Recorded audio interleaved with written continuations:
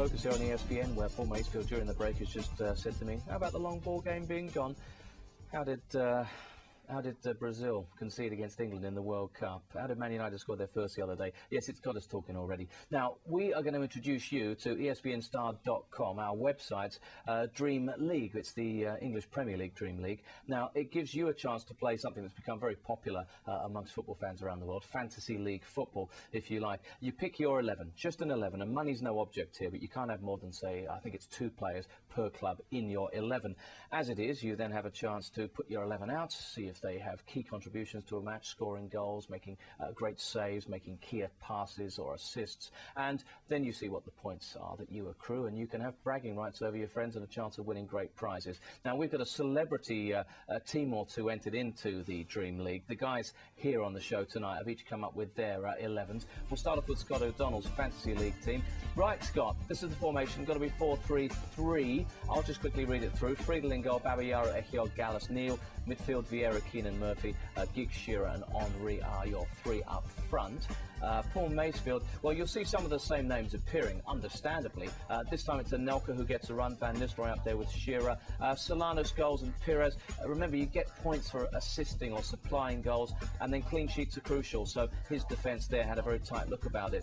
Chevy has gone for a little alternative here. Casey Keller had to get the Spurs connection in there somewhere. Steve Malbranc comes in, Gravison, for example, Jenas, some interesting variations from the norm, and Jamie, well, again, you're seeing, look at that, Shearer, Van Nistelrooy and Henry up front. Not too bad, is it? He goes Unsworth, Gallas, Richards and Hoopier at the back.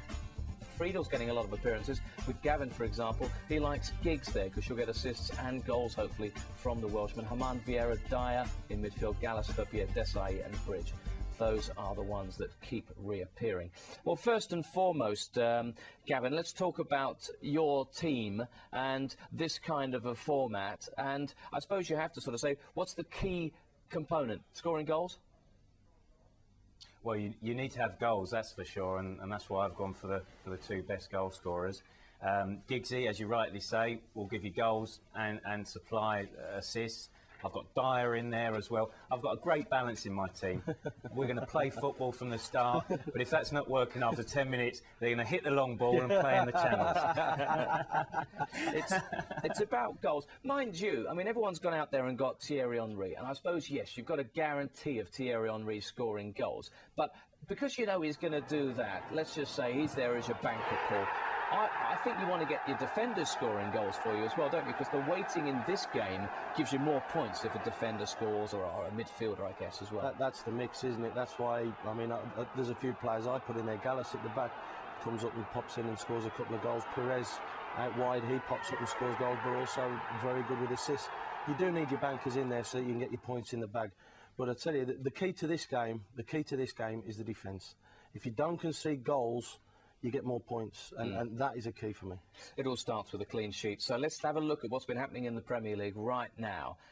Chelsea, you've got to have Chelsea defenders, haven't you? Because they've only let him, what, 1 goal in 7 now? They have, and Gallas is as well as scoring goals, as Paul said. He's double your points there, weren't you? He's exactly, and I actually went for Brad Friedel because I heard he was a striker in his younger days, and it's 10 points for a keeper when he scores. So. I saw that. You get 10 for a goal from a goalkeeper.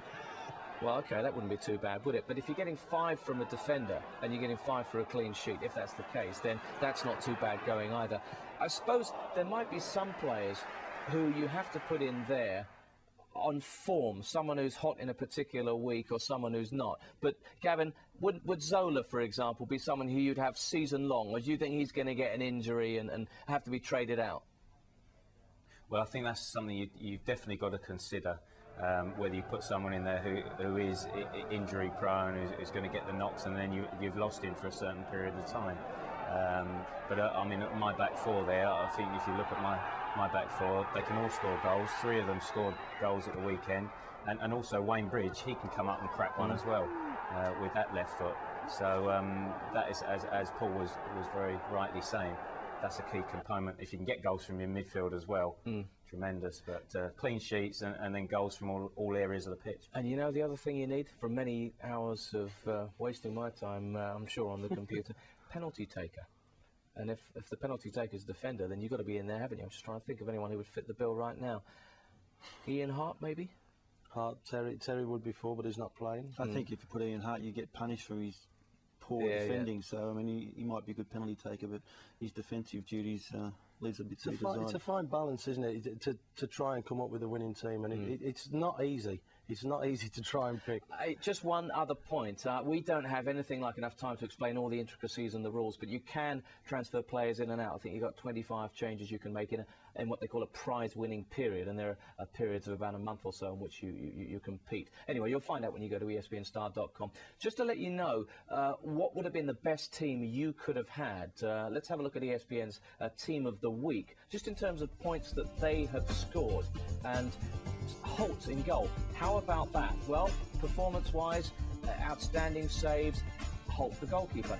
Kenner, Gallus, Desai and Howie. Then in midfield, Berkovic, Pires and Kuehl. Forlan, York and Henry would have been your best strike force in terms of points scored by them. Couple of surprises there. They've all scored goals this weekend. Yeah, there you are. Everyone apart from the keeper, they've all scored goals. And that's the beauty of it, goals-winning football matches. Right, just another reminder for you, ESPNSTAR.com, go to the Dream League section, get involved. It's an awful lot of fun, and we'll have updates for you on how the celebrity teams that have been selected tonight fare sometime in the future. Right, let's remind you once more, coming up this weekend, another one of those defining matches of this Premier League season. Manchester United at home at Old Trafford in an early kick-off against Arsenal on Premiership Saturday. We're really dealing with the Premiership in great detail this week, but then with the Fantasy League and the transfer window, we're always going to. We'll broaden the scope a bit when we come back because we've got more of your feedback.